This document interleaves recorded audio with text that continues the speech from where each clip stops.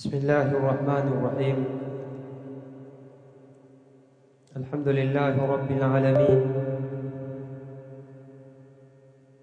والصلاة والسلام على نبينا محمد وعلى آله وصحبه أجمعين، وبعد. نواصل معكم بارك الله فيكم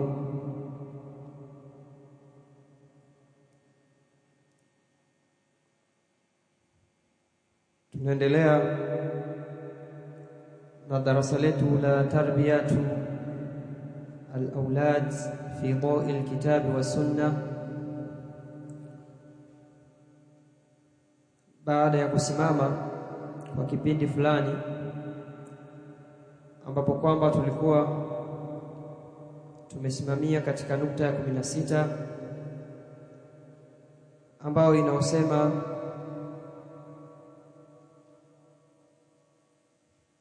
تحسين البيت بالقرآن والأذكار والصلاة فيه.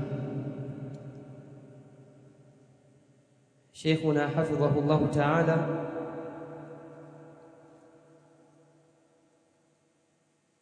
katika kuelezea malezi upande wa amalia akasema ni kulinda nyumba kwa Qur'an na adhkari na swala ndani yake. Walillahi alhamdu wal minna, tukawa hii nukta tumeisoma na leo tunaendelea na unwani inayosema tarbiyatu min sinni sabi'ati ila rabi'ati ashara, malezi kuanzia rika la umri wa miaka 7 mpaka rika la umri miaka 14. Na ahlul ilmi wanasema ya kwamba ma yusama bisinni tamyiz, wanasema hii ndio ile miaka inaitwa ni miaka ya kupambanua majambo. Kijana anaanza kufahamu hili ni zuri na hili ni baya kuanzia umri wa miaka 7 mpaka miaka 14. Na ahlul ilmi kadhalika wakasema kuanzia umri huu ndio umri ambao anakuwa ni marhalatu almurahiqun, ni yale marhala ya murahiqun kama tutakavyokuja kuisoma hapo. Ai ni marhalatu intiqaliyatu baina al-tufulat wa rushd, ni hatua ya kuhama kati ya kutoka katika udogo na kuelekea katika umri wa kujua mambo. Hatua hii huwa ina hali mbalimbali kwa mwanadamu au kwa huyu mtoto, na inatofautiana kutokana na jinsia. Akiwa mwanamume kuna hali zitajitokeza kwake, akiwa binti kuna hali zitajitokeza kwake. Wakasema kwamba marhala hii tashhadu taghayyurat jasadiyya wa aqliyya wa nafsiyya, ni marhala ambayo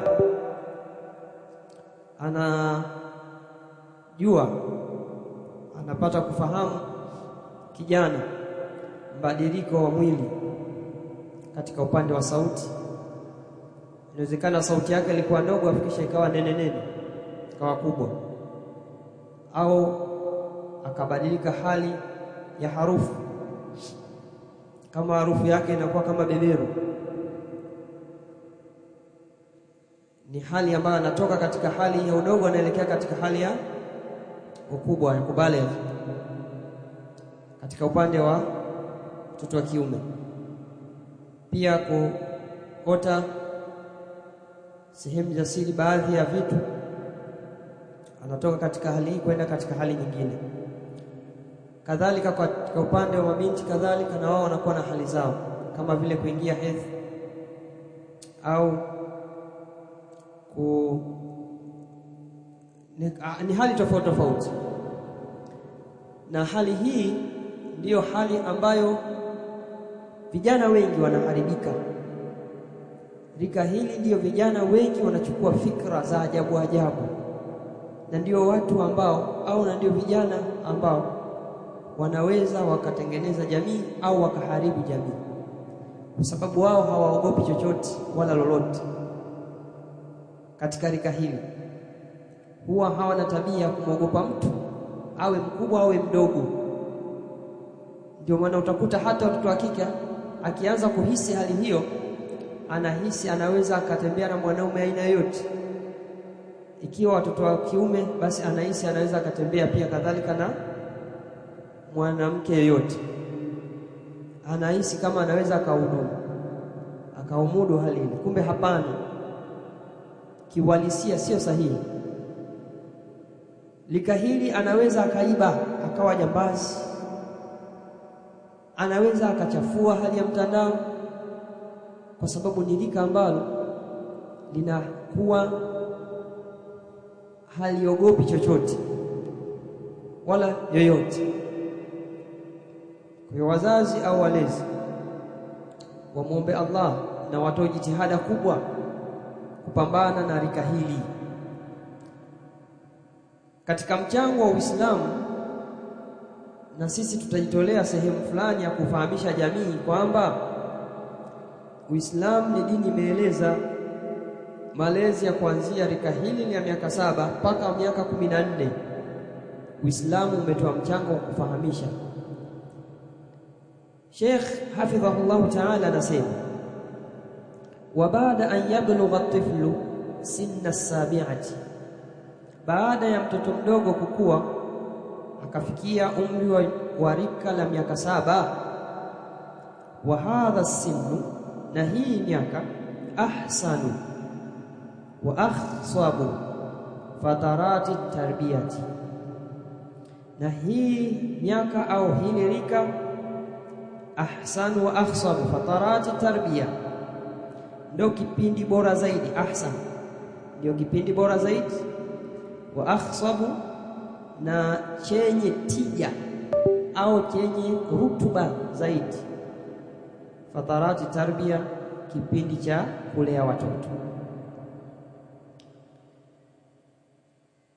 Wa huwa sinnu dhahabi, nayo ni miaka ya dhahabu, litaallumi, kwa kuwafunza watoto, wa bihasati alhifdhi, na umaalum, na kwa umaalum kuwafunza watoto kuhifadhi majambo, wahifadhi Qur'an, wahifadhi ahadith, wahifadhi adhkari za swala na mambo mengine, dua mbalimbali. Hiki ndio kipindi muhimu sana. Sasa wewe mzazi, kipindi hiki unashughulika na kumhifadhisha mambo ya ajabu ajabu mwanao. Kipindi cha rika hili wewe ndio kwanza unamsogezea mambo ya ajabu nyumbani, muziki, unamsogezea singeli, unamsogezea kadha na kadha. Kumbuka ndivyo ambavyo unamlea hivyo, na hayo unayomlea nayo nyumbani kwako ndio atakayoadhihirisha mtaani, bali atadhihirisha katika jamii atakayotokeza. Yale matendo atakayodhihirisha mtaani, hayo hajayachukua mtaani, ameyachukua nyumbani kwako, kwa sababu mtoto huwa siku zote anapita katika yale malezi aliyolelewa, isiyokuwa ni wachache ambao wanatoka katika yale malezi waliolelewa. Kisha Sheikh akaendelea akasema, li khuluwi qalbihi min ash-shawaghili wal afkari allati yufakkiru fiha almurahiquna. Kwa nini ni kipindi cha dhahabu? Kwa sababu ya kuepukana moyo wake, li khuluwi qalbi, kwa kuwa tupu moyo wake, yani haujajaa, kwa kuwa faragha, kwa kuwa tupu, kwa kuepukana moyo wake, minashawaghili, miongoni mwa vitu vyenye kushughulisha. Mtoto wakati huu wa umri wa miaka 7, 8, 9, 10 na kuendelea, anakuwa hafikirii mambo mengi. Anafikiria, lakini ufikiriaji wake ni tofauti na ufikiriaji wa mtu wa umri miaka 30, 25 kadha. Wakati huu yeye anakuwa anapokea zaidi kuhifadhi majambo kuliko rika lolote. Lakini kadhalika wal afkar, ameepukana na fikra, fikra za ugaidi anakuwa hana, fikra za kupindua nchi hana, fikra za kuwasema marais hana, fikra za kuwasema watu hana, labda aelekezwe au ajengwe au afundishwe. Allati yufakkiru fiha almurahiqun, ambazo fikra hizo wanafikiria ndani yake wale almurahiqun. Almurahiqun ni wale ni vijana wanaokaribia kubalighe, vijana wanaokaribia umri wa kubalighe. Kwa maana ndio tukasema marhalatun intiqaliyya ni marhala ya kuhama kutoka katika utoto kwenda katika ukubwa, yani ubalighe, ndio inaitwa almurahiqun. Kwa maana kijana akishakuwa mbalighe ni tofauti fikra zake na kijana ambao bado hajabalighe. Huyu aliyebalighe kuna vitu vingi anafikiria vya kimaisha, lakini sio maisha tu, vya kimahusiano na mambo mengine, ambapo wewe unatakiwa haya mambo usiyatafute, muda wake haujafika. Ukifika muda huo haya tafutwi wala hayaulizwi.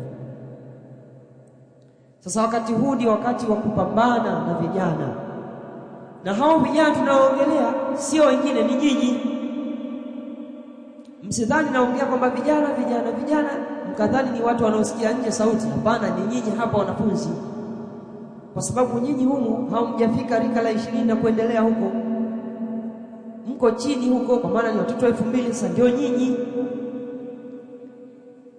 Kwa hiyo msiwe mnatolea macho mabinti za watu, msiwakodolee macho wake za watu, msiwe mnafanya fitna, msiwe wezi, msiwe majambazi, wala msiwe majenzi ya kuwatukana viongozi sawa sawa mtandaoni au live.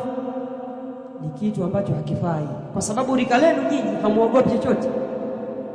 Yaani leo unaweza ukaruka hapo ukatoka juu ya ghorofa ukashuka ukasema mimi naweza, kwa sababu wewe ni kalala, hujaacha chochote. Hata ukifa hapo hujaacha chochote wala hufikiri chochote, unajifikiria wewe na shuka lako, wewe na pesi lako, wewe na kaptula yako, wewe na ndio unachofikiria wewe. Kwa tunapongea vijana, msidhani ni hao, na hao wanaingia taba, lakini hasa ni nyinyi vijana ambao leo hii nyinyi ni vioo katika jamii. Sasa ikikuta mmekaa na binti wa watu mtaani, unamtomasa kule kijiweni, wewe unafikiri unajenga au unabomoa? Kama ikiwa hivyo kwa wewe kijana unaosoma dini, sasa sembuze hao wasiosoma dini. Sasa nyinyi ndio mnatakiwa muoneshe tabia nzuri katika jamii, tabia nzuri kwa wazazi. Wewe kijana usikoromee mzazi wako, usimtusi mzazi wako, muheshimu mzazi wako. Wewe kijana unatakiwa uwe na adabu za elimu, adabu za Uislamu. Jipambe na adabu za Uislamu, jipambe na adabu za dini yako. Katika adabu za Uislamu ni kuwaheshimu wakubwa na kuwakirimu wadogo na kuheshimu haki za jirani. Sasa nyinyi msiwe wakorofi, msiwe wavunja adabu na haki za majirani na wengineo. Kisha shekhi akaendelea akasema, waqad harisa an-nabiy sallallahu alayhi wasallam au harasa, kwa hakika alitilia umuhimu Mtume sallallahu alayhi wasallam au alipopia Mtume sallallahu alayhi wasallam katika lipi? Ala ta'limi sighari sahaba, kuwafundisha watoto wadogo wa masahaba. Wale watoto wa masahaba mwalimu wao mkubwa alikuwa ni Mtume sallallahu alayhi wa alihi wasallam. Wa hum fi hadhihi almarhala, hao watoto wakiwa katika hatua hii, daraja hili la umri wa kuanzia miaka 7 mpaka miaka 14, Mtume ametoa jitihada kubwa, alipenda akatupia kuwafundisha hawa watoto. Tutaona mafundisho. Pata faida mbalimbali kutoka Markaz Imam Al-Muzani na nje ya Markaz Imam Al-Muzani kupitia chaneli yako pendwa ya Al-Muzani Online TV.